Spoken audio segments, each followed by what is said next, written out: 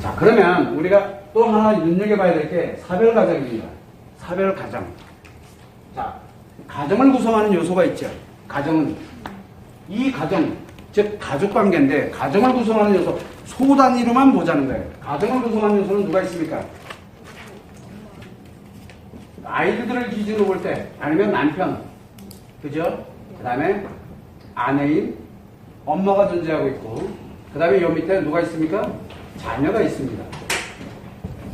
이렇게 공존하고 있는 것을 우리는 가정이라고 하는데, 이 중에 하나가 사라졌다는 얘기예요. 그렇죠? 이 중에 하나가 사라진 거예요. 그러면 연결고리가 남편이 만약에 남편에게 문제가 남편이 사별을 했을 경우에는 엄마와 자녀 관계만 남고 아빠는 어디가 있습니까? 아, 하늘나라에 하늘에 갔는지 땅속에 갔는지 알 게 뭐야. 중요한 건 뭐냐면 세상에 제일 멍청이가 누구라 했습니까? 사후세계가 있는지 두고 보는 거예요. 다시는 못 돌아옵니다. 현실 세계로는. 자, 어디로 가 계시는지는 모릅니다. 그러나 어딘가는 가 계실 거야. 라고 뭐를 합니까? 여기에 믿음이라는 게 만들어집니다. 믿음이라는 게. 요 아빠가 만약에 사라졌을 때는 없는 가운데서 있을 것이다라는 믿음을 갖고 이 사람들이 살아가게 됩니다. 이 관계는 현실에 존재합니까? 안 합니까? 현실에는 없지만 있는 걸로 믿게 되는 현상이 생기게 돼요. 그게 뭡니까? 트라우마잖아요. 자, 트라우마가 존재하고 있을 때는 이게 트라우마가 존재하고 있을 때는 무엇이 만들어져 있냐면 바로 믿음이라는 게 존재하고 있습니다. 트라우마가 사라지게 되면 이제는 있어도 그만 가끔 기억 속에 존재할 뿐이지 실제로는 내 기억 속에서 이제는 사라지는 겁니다. 자, 기억 속에서 사라지는 게 좋은가요? 아니면 기억 속에서 아직도 존재하고 있는 게 좋은가요? 기억 속에 존재하면 트라우마고 기억 속에서 사라지면 트라우마가 없어집니다. 기억 속에 사라지는 게 좋은가요? 없어지는 게 좋은가요? 그거는 본인들이 판단할 얘기인데 여기에서 문제가 생깁니다. 이 아빠의 예를 들어 이건 엄마도 같고 자녀도 같습니다. 이제 하나 그냥 얘만 들은 거예요. 이 믿음이라는 게 사라지게 된다는 얘기는 믿음이 사라지는 건 아예 없어졌다는 얘기예요.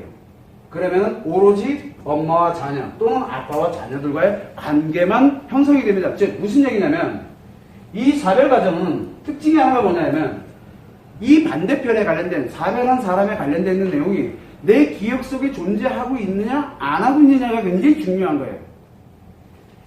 트라우마를 가지고 있을 때는 어떻게 됩니까? 문제가 발생을 안 합니다. 놀랍게도. 왜? 바로 뭐가 있기 때문에? 믿음이 있기 때문에 그래요. 그래서 이 믿음을 가지고 있을 때는 무엇을 가냐면 엄마와 자녀 관계에 문제가 발생을 하지 않습니다. 믿음이라는 게 존재하고 있기 때문에 가능한 거예요. 그런데 이 믿음이 사라지면서 트라우마가 사라질 때가 위험해요. 만약에 엄마가 사라지고 만약에 자녀는 계속 남아있으면 자녀는 믿는데 엄마가 안 믿어버리면 어떻게 될까요?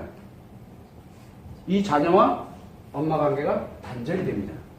서로 기억이 다르거든요. 그래서 대화가 이미 소통이 단절이 되기 시작을 해요. 문제가 생깁니다. 둘 중에 둘이 동시에 사라지면 괜찮아요. 그래서 이 사별가정은 이혼가정과는 약간 좀 틀려요. 그래서 사별가정은 편모가정이다, 편부가정이다, 또는 자녀에 관련된 그런 형태로 논해서는 절대 안 돼요. 사별가정에는 제일 먼저 볼 때 뭐를 봐야 되냐면 이 남편이 됐든 아내가 됐든 또는 자녀의 문제, 자녀가 사망을 해도 사별입니다. 여기에 과연 이 믿음을 아직 가지고 있느냐, 믿는다는 얘기는 고통스러워하고 있다는 얘기예요.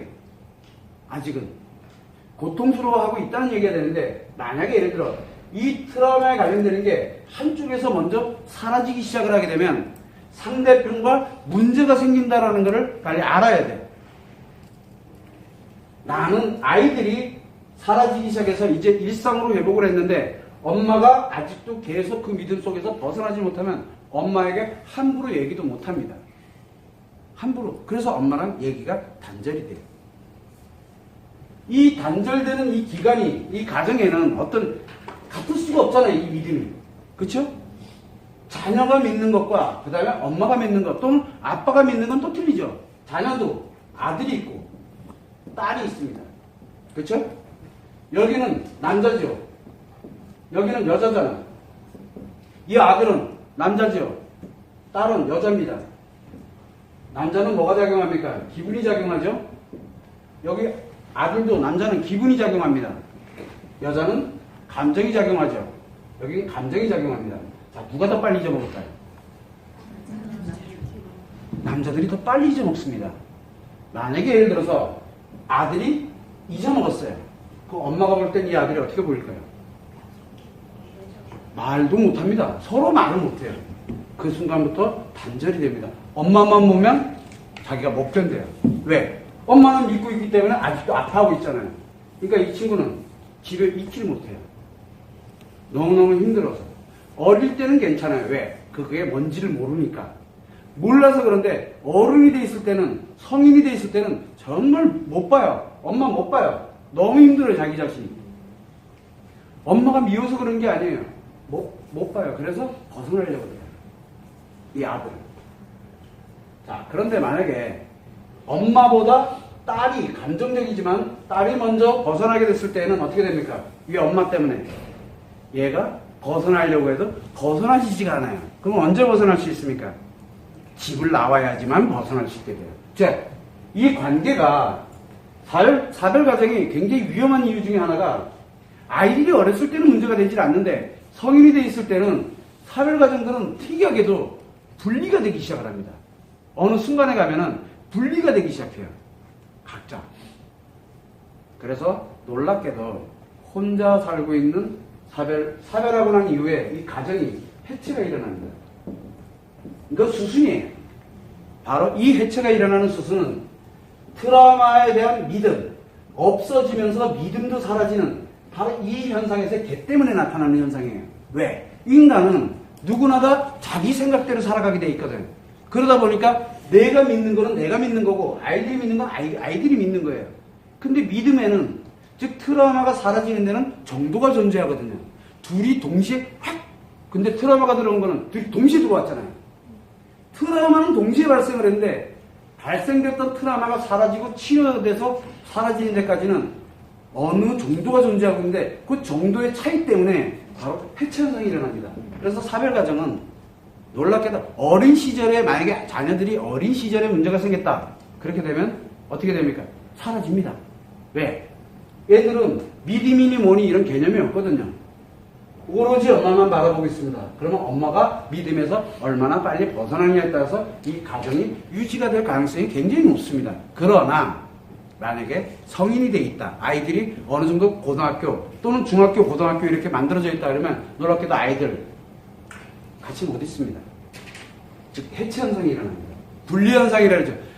우리가 충격에 의해서 분리가 되는 게 아니라 사실은 충격은 굉장히 큰 충격인데 충격에 의해서 분리되는 게 아니라 살기 위해서 분리가 되는 겁니다.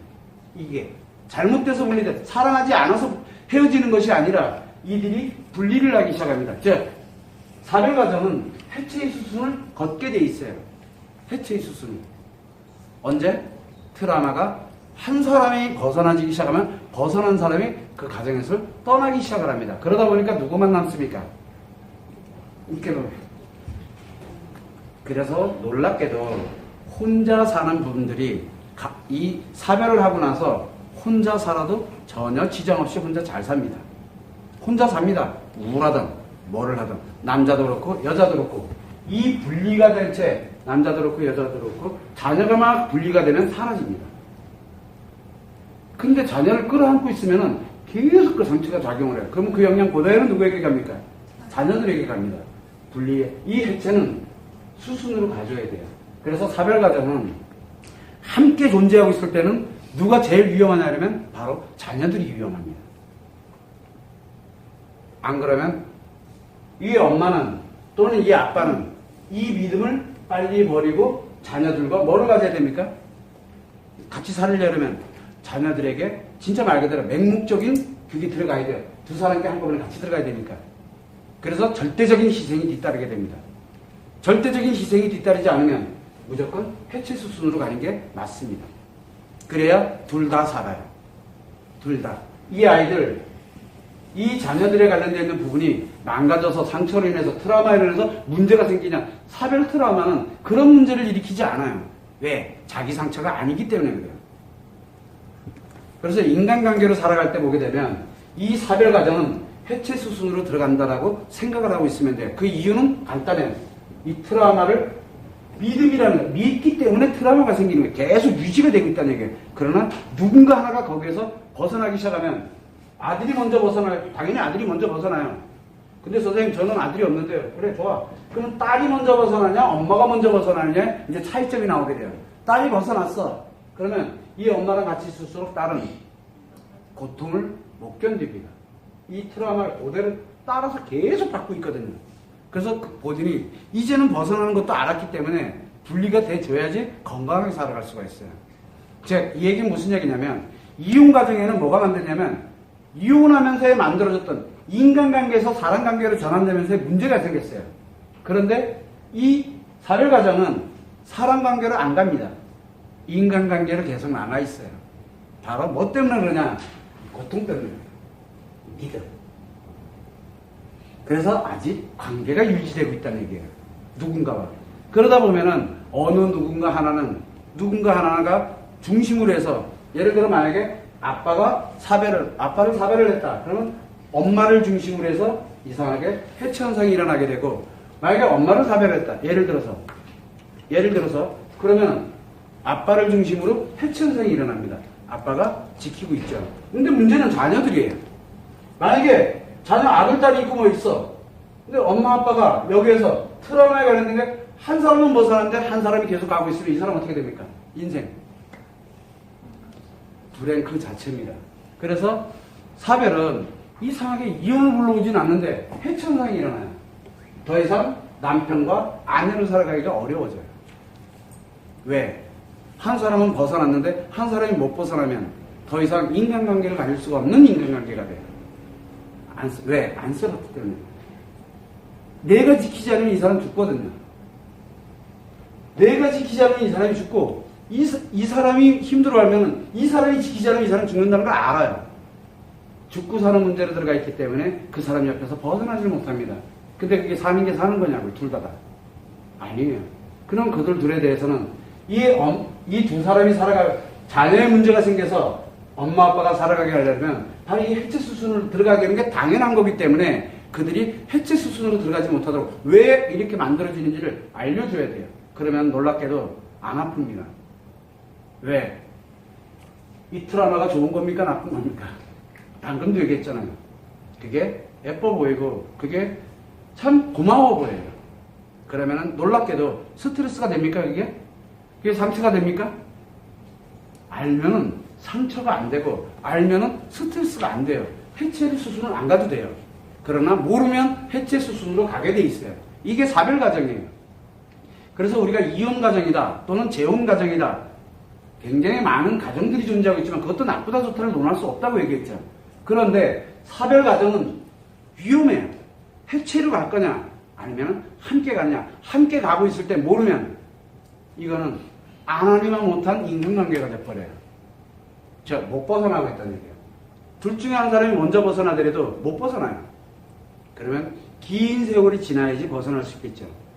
근데 여기에서 자녀의 문제가 생겼을 때 놀랍게도 엄마 아빠에 관련된 이게 해체 수순으로 가지 않고 여기에 새로운 자녀가 만약에 한 명 생기면 어떻게 될까요? 이러면 어떻게 될 것 같아요? 놀랍게도 사별 트라우마가 치료가 일어납니다. 이거는 이 인간관계에서 새로운 인간관계와 그 다음에 없어진 인간관계를 대체할 수 있는 새로운 인간관계 하나가 만들어지면 돼요. 그러면 새로 태어나진 않더라도 만약에 한 명이 입양을 하면 어떻게 될까요? 놀랍게도 전혀 이상이 없어요. 인간관계가 대체가 돼야 되는데 대체가 될 수가 없잖아요. 지금 여기는. 대체가 될 수가 없기 때문에 그 드라마에서 한 사람은 못 벗어나고 있는 거예요. 한 사람은. 놀랍게도 아내가 벗어나버리면 아빠가 못 벗어납니다. 그 이유는 나라도 기억 안 하면 그 아이 진짜 사라질까봐 겁이 나가지고요. 부모들이 사별 트라우마, 자녀들에 대한 사별 트라우마를 겪을 때 제일 힘든 게 뭔지 아세요? 내가 잊어먹으면 이 아이의 존재가 다 사라지는 거거든요. 그것 때문에 고통스러워해요. 이 고통을 느끼면서 그 믿음을 갖고 살아가는 거예요. 둘 중에 한 명이 그렇게 갑니다. 그러면 상대방은 가치도 없는 거예요. 해체 수순으로 들어가는 게 바로 사별 과정입니다. 그들이 잘못하고 있는 게 아니에요. 몰라서 그래요. 회복할 수 있는 방법이 있는데 아무도 그걸 알려주질 않아요. 왜? 트라우마가 어떻게 작용되고 있는지 모르고 그들 보고 빨리 벗어나라 좀. 벗어나집니까? 그러면 그 존재가 다 사라지는데 이 자녀가 사별을 겪을 때가 제일 힘들어요. 한쪽은 그래도 서로 의지될 수 있는 게 존재하고 있는데 이게 무너지게 되면 의지가 안 돼요. 놀랍게도. 왜냐하면 함께 추구해왔던 자아실현이기 때문에 그 자아실현이 무너진 거예요. 엄마 아빠는. 굉장히 위험하죠. 그래서 우리가 사별과정을 바라볼 때는 측은지심으로 바라볼 필요 없어요. 그들은 회복을 할 수 있어요. 아주 쉽게. 그리고 건강한 가정으로 회복할 수 있어요. 이 가정, 뭐가 사라지더라도 건강한 가정으로 회복할 수 있어요. 다만 무엇을 하려냐면 이 트라우마가 잘못되지 않았다는 걸 빨리 증명을 해줘야 돼요. 그들에게. 그래야 자기가 아파하는 게 안 아파지고 그 다음에 기억은 그대로 존재하고 있는데 안 아파지고 또 옆에서 그렇게 가끔가다 이렇게 기억을 해내면서 얘기하는 걸 들어보니까 그 사람이 더 사랑스러워지고 그 사람이 고맙게 느껴지게 되는 거예요. 네, 잊지 않고 있으니까. 그래서 행복하게 다시 살아갈 수가 있어요. 해체를 막을 수 있는 유일한 방법은 아는 거예요. 지금 여러분들이 의미와 트라우마와 이 차이에 관련되는 걸 명확하게 알고 그리고 상대를 딱 바라보면 놀랍게도 안 아파집니다. 고마워집니다. 그러면 이제 같이 함께 또 자아실현을 이룰 수 있어요. 왜? 남아있는 아이들이 또 있거든요. 없어도 괜찮아요. 이제 자기들이 살아가는 방식이 나와요. 왜? 그 아이는 이제 나에게 트라우마는 트라우마인데 치료된 트라우마잖아요. 치료된 트라우마가 존재하고 있으면 어떻게 됩니까? 믿음은 계속 존재하고 있는 겁니다. 그래서 트라우마 치료가 중요한 거예요. 전환을 하면 안 됩니다. 없애버리면 안 돼요. 존재하는 게 굉장히 소중한 거예요. 그게 여러분들이 사별가정이다 그러면 사별가정을 이상하게 볼 필요는 없어요. 왜? 그들은 그들의 나름대로 행복하게 살아갈 수 있는 환경을 지금 조종하는 과정에 있다고 생각하면 돼요. 근데 해체될 확률이 굉장히 높아요. 시차를 두고 해체가 됩니다. 왜? 바로 이 믿음이 사라지는 그 시차거든요. 시차를 두고 헤어지게 되는 거예요. 그런데 가끔 또 만날 땐 또 괜찮아요. 그러다 또 헤어지고 만날 땐 괜찮다 또 헤어지고 이런 과정을 되풀이되는 즉 해체의 과정을 겪을 수밖에 없는 게 사별 트라우마예요. 그걸 여러분들이 알고서 사별 과정이 나쁜 게 아니구나라는 걸 알아야 돼요. 지금 몰라서 아무도 그걸 못 해줘요. 사별 상담은 거의 잘 안 합니다. 사별 상담은. 저는 이 사별 상담을 대체적으로 종교에서 했으면 참 좋겠다는 생각을 많이 가져요. 종교. 그래서 기독교가 됐던 불교가 됐던 청주교가 됐던 이런 종교적인 이런 관점에서 이런 사별이 일어났을 때 전부주 이 자꾸 성경적으로 뭘로 해석하지 말고 우리가 살아가는 그런 삶 속에서 네가 얼마나 소중한 걸 지금 하고 있는지를 알려주는 게 좋아요. 그래서 내가 아픈 게 정말 잘하고 있는 거구나라는 거를 스스로가 느낄 때 그게 바로 힘이 돼요. 그게 치료를 하기 시작을 해요. 그래야 그 믿음이 계속 유지를 하죠. 이거는 우리가 서로가 치료를 해드리려니까 문제가 생기는 거예요. 지금 이건 치료된 문제가 아니잖아요. 이거는. 그래서 우리는 사별 과정을 어떻게 바라봐야 되냐면 그들을 치료하는 게 아니라 회복시켜주는 데다 초점을 맞춰야 돼요. 회복. 여기 치료가 필요 없어요. 왜냐하면 사별 그 자체가 이미 트라우마로 작용을 했기 때문에 누가 준 게 아니잖아요. 피해를 입은 게 아니에요. 그래서 사별 과정에 대해서는 여러분들이 어떻게 작용되고 있구나라는 것을 조금은 현명하게 지금까지 내용을 가지고서 한 번은 생각을 해보라는 뜻이에요. 그래서 사별 과정을 약간 우리가 왜곡돼서 바라보지 말고 그들이 또한 회복을 하는 과정에 있다라고 생각을 하시면 됩니다.